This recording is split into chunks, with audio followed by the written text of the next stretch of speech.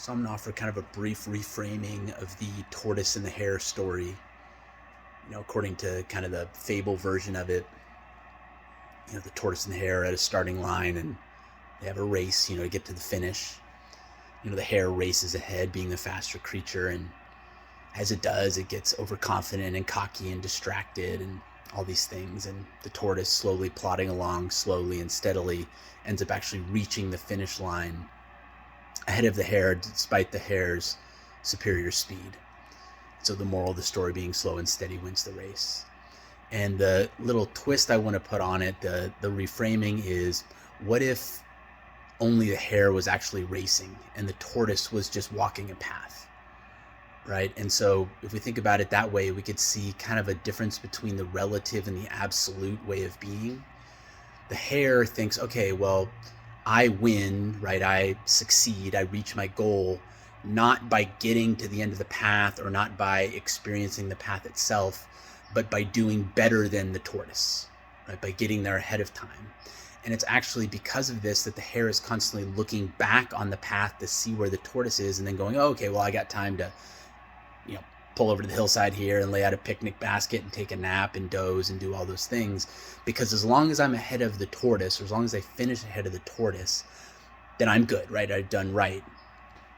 And what if the tortoise isn't actually trying to beat the hare to the finish line? The tortoise is just doing its thing. It's walking along the path. It doesn't necessarily even see a start or a finish line. It's just doing its thing. It's going on its way. And so the reason we may look at the tortoise in this way as being not necessarily more admirable, but maybe a more encouraging and inspiring example, is that it's defining its path and its progress not relative to the hare, and not even relative to time, relative to a sense of progress. It's simply doing its thing. It's simply taking one step and then taking another along this path. And I don't know, I think in our spiritual development, our personal growth, our emotional maturity and things like that, we can kind of recognize ourselves playing both of those games, playing the hare game, constantly measuring ourselves up against others, and then noticing sometimes some of the subtle games we play inside of that space, justifying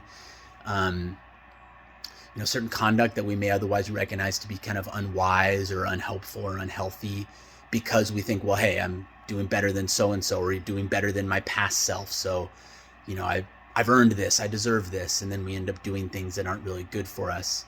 Whereas the tortoise just keeps putting one foot in front of another, keeps putting one foot in front of another, and isn't so hung up on measuring itself against other, or even against past, imagined future, alternate versions of itself.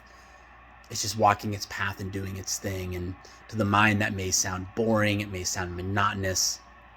I think the mind in that way, or the mind that takes that objection, is really that hare mind, right? That wants to zip around, wants to be the best, wants to win, but also wants to have its time to kind of slack and meander and maybe boast and gloat and those things. And so anyway, what if the story in the tortoise and the hare isn't a story about a race, but really a story about two ways of being in the world, and a bit of a cautionary tale about getting too caught up in the relative way of being, and an invitation to appreciate the simple beauty of the absolute way.